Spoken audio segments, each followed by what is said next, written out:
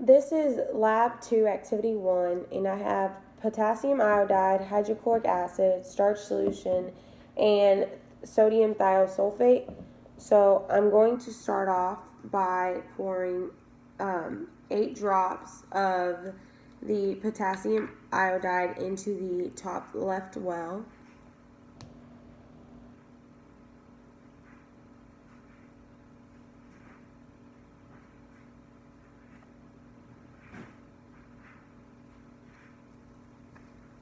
And now I'm going to do 2 drops of the HCl solution.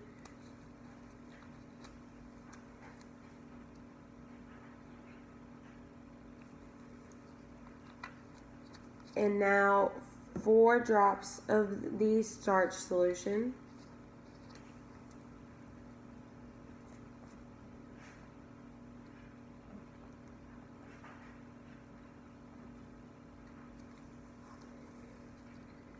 And finally, I'm going to do 8 drops of the sodium thiosulfate solution.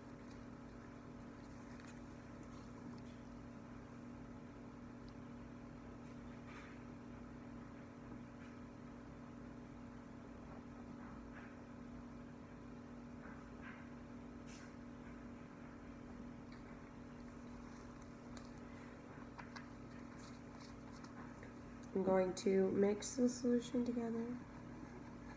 Activity 2, trial 1, and I'm going to start off by pouring 8 drops of potassium iodide.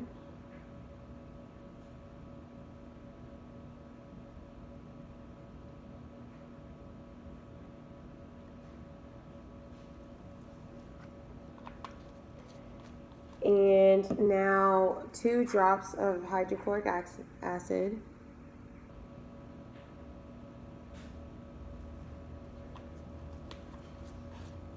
Four drops of the starch.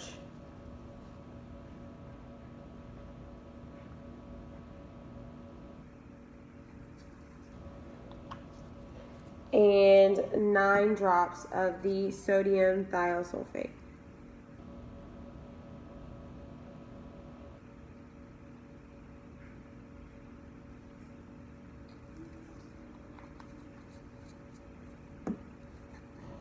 This is activity 3, and I'm starting off with the room temperatured water.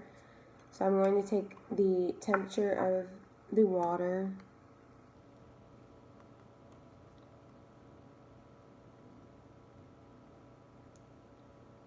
and it is at 24 degrees Celsius. And now I'm going to pour 8 drops of potassium iodide.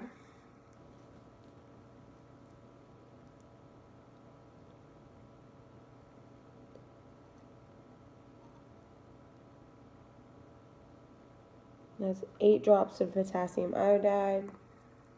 Now 2 drops of hydrochloric acid.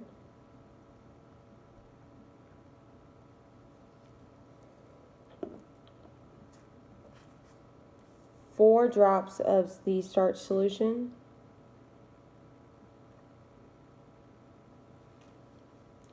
And finally 9 drops of the sodium thiosulfate.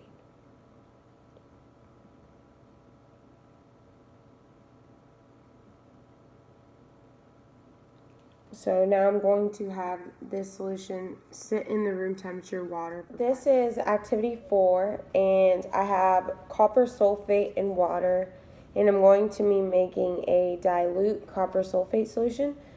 So to start off, I am going to put 1 drop of the copper sulfate solution into the well.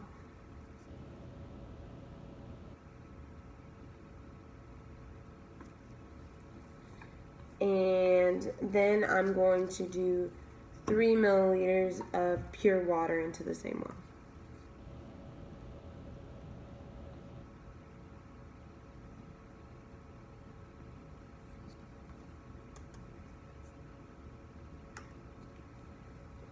And here I have the 3 milliliters of water.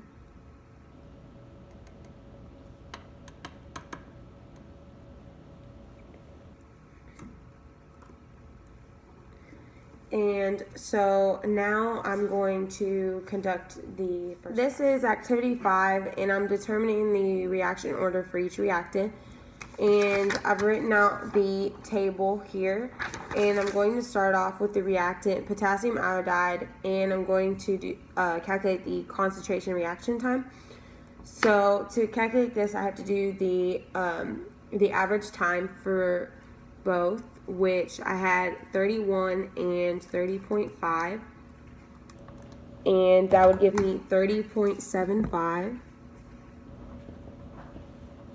For 0.5 of potassium iodide, I had 71.5 and 72, which would give me 71.75. And then I have the 0.25 for potassium iodide, and that would be 231 plus 233, and that would give me 232.